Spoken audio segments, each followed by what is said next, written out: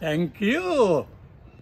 RJ, Donna, Kiara. Kiara, at saka si Lucas.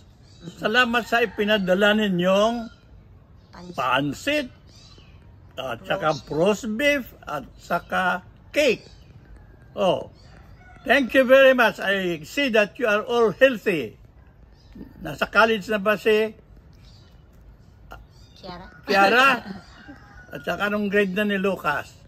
Galing ninyo, at saka maganda yung mga, you look all healthy. God bless you.